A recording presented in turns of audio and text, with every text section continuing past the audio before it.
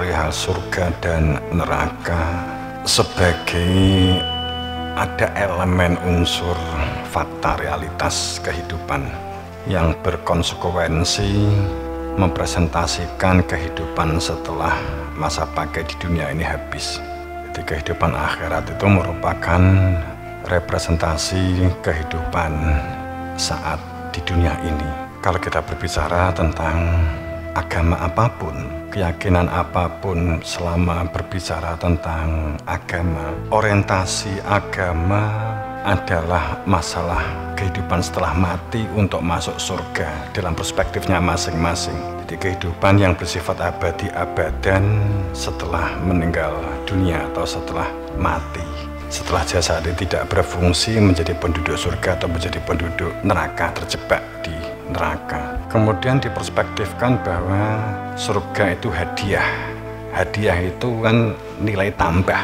Namanya hadiah itu kan nilai tambah. Kemudian neraka difahami sebagai hukuman. Jadi Tuhan sepertinya itu cacut tali wondo untuk menghukum orang-orang yang di dunianya itu tidak layak untuk masuk surga, kemudian dihukum, dijebloskan ke penjara seperti orang yang korupsi tertangkap, kemudian ditangkap oleh hakim, dimasukkan ke penjara. Namun yang perlu digarisbawahi seharusnya dalam kesadaran kita, jangan berpikir bahwa Tuhan itu mengazab manusia, memberi azab kepada manusia yang tidak selamat, tidak kembali kepada Tuhan.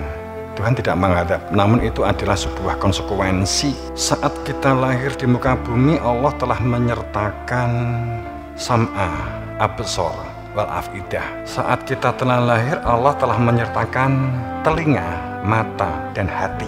Quran menyebutnya afidah. Afidah itu berkaitan dengan masalah hati, hati nurani. Jadi pada saat tidak sekedar sebagai fungsi telinga, sebagai fungsi mata, tapi manfaat dan faedah telinga untuk menjadi penyimak, pendengar yang baik, dan mata untuk mencermati gitu, menganalisa, menghipotesa. Ini untuk dikait hubungkan kemampuan nalar yang dihubungkan dengan hati nurani. Kalau kita punya ilmu, hati nurani yang berfungsi itu saat telah tertanam di dalam rasa adanya keberadaan Tuhan, ada kehadiran Tuhan, maka hati nurani itu berfungsi maka akan menjadi kompas kehidupan, menjadi pedoman kehidupan. Sehingga dengan hati nurani berfungsi, maka kita di dunia normal kita jalani, tapi kita bagaimana tidak terjebak dengan dunia. Kita memiliki cita-cita yang bersifat lakon. Dunia ini menjadi apa, sebagai apa, ingin menjadi apa, boleh, tapi kita tidak terjebak dengan kelekatan dunia. Kalau kita mengetahui tentang keberadaan Tuhan, sehingga Tuhan ada kehadiran di dalam hati.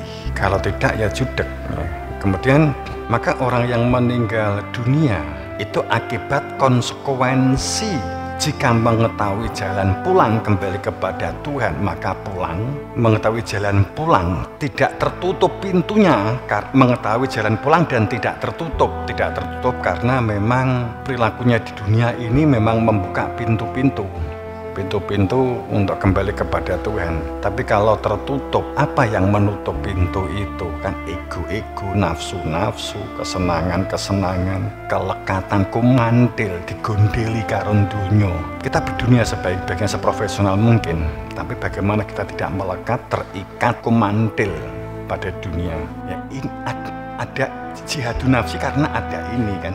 Namun jika standar ukurnya sukses berdunia itu adalah jasad, pada saat seseorang itu standar ukurnya hidup ini dikatakan sukses, itu adalah dunia, berarti euforia, berarti retorika, berarti hidup ini simbolik, simbol-simbol yang dikejar hanya kulit. Maka ini siapapun dia, bahkan kalau sudah punya ilmu sekalipun, maka sesungguhnya pada dasarnya ini tidak memiliki pemahaman hidup. Jadi kehidupan itu sebenarnya dia nggak paham tentang kehidupan ini, tidak paham tentang inti kehidupan ini. Seseorang ini tidak paham, tidak mengerti tentang inti kehidupan. Kalau ini tidak dimengerti, berarti akar permasalahan itu kita tidak pernah mengerti. Akar permasalahan seseorang ini berarti tidak pernah mengerti akar permasalahan hidup. Saat akar permasalahan itu tidak dikenali, tidak diketahui, maka kita akan berkutat dengan masalah. Kita akan selalu benturan dengan masalah. Kita akan selalu menemui masalah.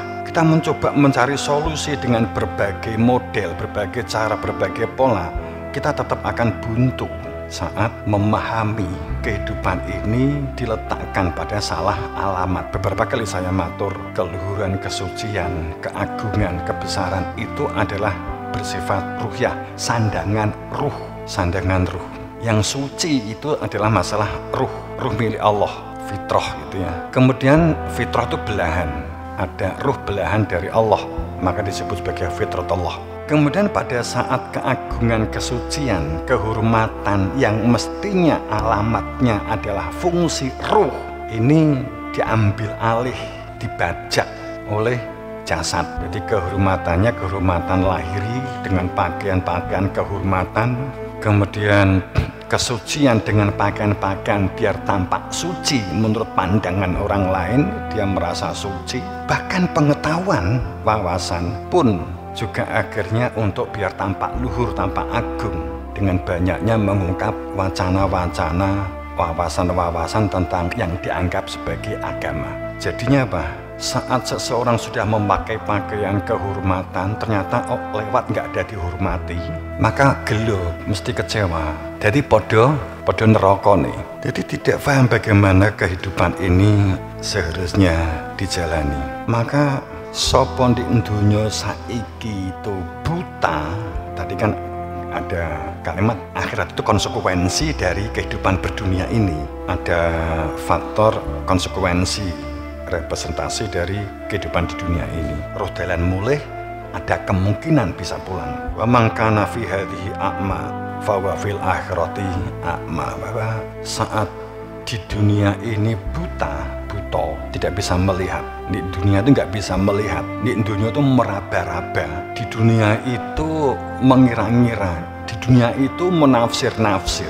Di dunia itu praduga tentang surga, praduga tentang neraka, praduga tentang bidadari, kira-kira praduga.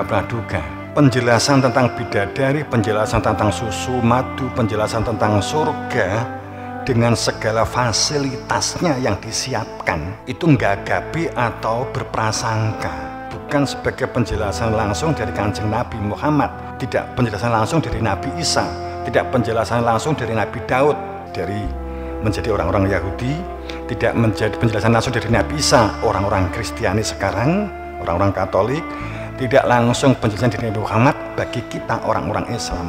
Penjelasan kita adalah dari buku-buku, dari kitab-kitab, dari katanya. Kita nggagapi.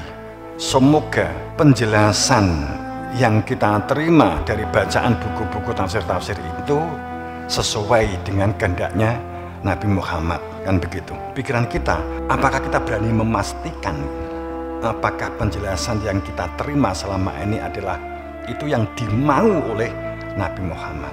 Kalau mengacu kalimat wa mangkana, siapa di dunia kehidupan kana itu kehidupan totalitas, wa mangkana selama masih bernafas di dunia ini buta, meraba-raba, mengira-ngira, menafsir-nafsir, maka di sana itu juga buta. Kenapa ada kalimat wa adulu sabila? Karena sudah pasti.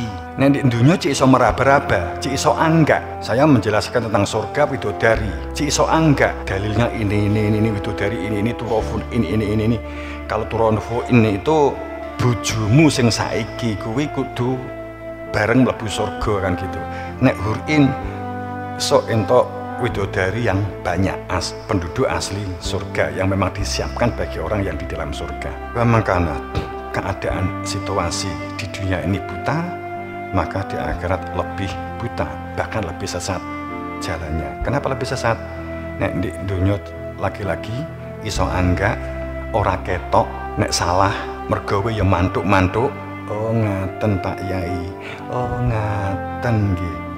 Meso mati Pak Yai ngapusi kan gitu. Di intinya aku mbok celuk Yai, ndek kono Kang ngawur kowe kan gitu. Engko nek salah undangan Kang bae.